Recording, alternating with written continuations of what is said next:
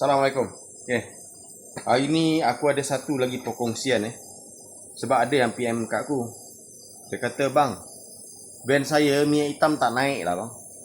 So, macam mana nak buat kalau saya nak buat sendiri? Perlu tak mikrofon saya bersihkan? Okay, apa itu mikrofon? Sekejap ya, aku jelaskan Ni yang dekat bawah ni mikrofon. Apa benda mikrofon ni? Mikrofon ni adalah tempat naik minyak hitam ataupun minyak pelincir. Ni, nampak Ni oil sam. Macam ni dudukan dia. Jadi mikrofon duduk dekat sini Dia dekat paras bawah. So, apabila korang tak ganti minyak hitam setiap ikut dia punya kitaran, kalau untuk van-van ataupun biasanya kereta-kereta yang model macam ni ataupun model yang bukan injection lah, dia minyak hitam mineral je 20-50, ganti setiap 5000 km atau 3 bulan, mana yang lebih dulu. Jadi apabila korang gagal ganti macam ikut standard law dia tu 3 bulan atau 5000, apa akan berlaku? Minyak hitam tu jadi garing dan akan berkerak. Bila berkerak, mikrofon ni akan disaluti oleh kerak-kerak minyak hitam.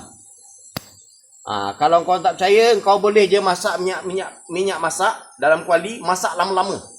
Kau tak tukar-tukar, kau masak aja pun akan berkerak juga. Minyak hitam pun akan susut. So, apabila kau gagal buat macam tu, yang ini berkerak, yang pertama. Dan setiap bahagian enjin ni, dia ada lubang dah Contoh ini piston Ini ada lubang untuk minyak hitam naik, untuk basahkan semua bahagian. Ni, roka arm pun sama. Roka arm ni pun ada lubang. Nampak ada lubang Jadi, apabila kerak tadi dah menutupi lubang-lubang tadi, apa yang akan berlaku? Pergerakan minyak hitam tak cantik. Jadi, bahagian yang sepatutnya dibasahkan oleh minyak pelincir, tak basah. Apa yang akan berlaku? Enjin akan rosak. Bahagian-bahagian yang tak basah tadi akan hakis, akan mula mengeluarkan bunyi ataupun dia panggil knocking Selalunya knocking ni piston lah. Piston akan longgar, segala-gala bahagian tadi akan makan, akan dihakis oleh, sebab dia kena faham, senang aja. Enjin ni boleh katakan semuanya metal. Jadi apabila metal dengan metal bergeser tanpa dibasahi oleh minyak pelincir, habis lah. So, sepatutnya korang kena alert. Ikut je law dia, 5000 atau 3 bulan, mana lebih dulu. Ikut spek balik. Minyak hitam tak perlu nak mahal pun. Janji jangan minyak recycle je.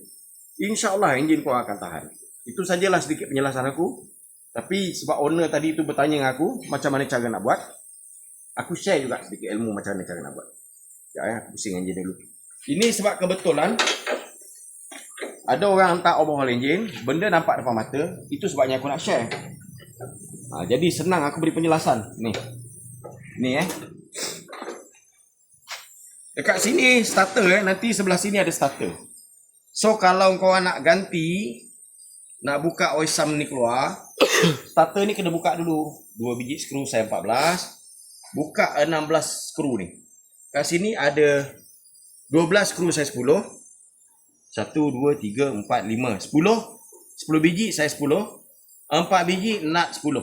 Mesti kena buka, umpil keluar, baru boleh kau jumpa mikrofon ni. Lepas tu, ini oil pump Oil pump ni tugas dia mengepam minyak pelincir ke seluruh arah, ke semua bahagian. Yang ini pun boleh sumbat. Jadi yang ini pun patut servis. Okey? Harap sedikit ilmu ni bermanfaat. Jumpa lagi di lain tutorial. Assalamualaikum.